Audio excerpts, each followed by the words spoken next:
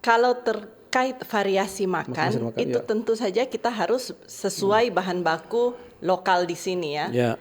Bahan baku itu bisa bervariasi, menunya bisa bervariasi, tapi yang harus konsisten adalah kebutuhan gizinya.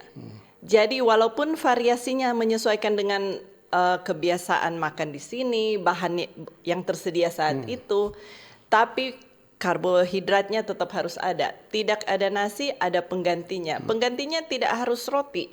Nasi, roti bisa bergantian dengan apa? Di sini kita banyak ubi yang manis, ya, Pisang. banyak pisang rebus, Iya. betul. Banyak bete kalau orang Manado bilang, tapi talas bahasa Indonesianya ya.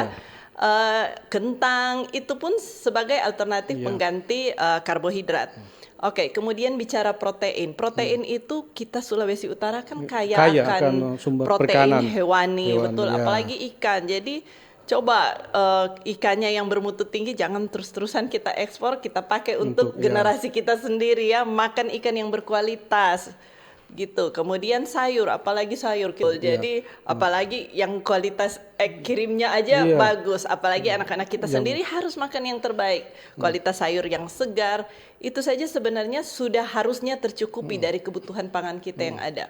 Jadi sebenarnya harusnya menu makanan itu bukan di request ya. Harusnya kita persiapkan yang memang sesuai kebutuhan anak. Ya.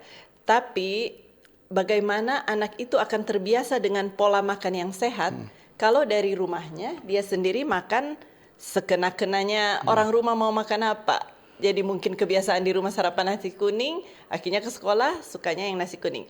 Tapi dengan kita memaparkan anak ini dengan makanan yang sehat, di exposure terus, berulang-ulang kita kasih kebiasaan, biasanya setelah 10-11 kali anak pun akan terbiasa. Jadi betul, anak itu bukan tidak suka, hanya dia tidak terbiasa dengan makanan yang ada.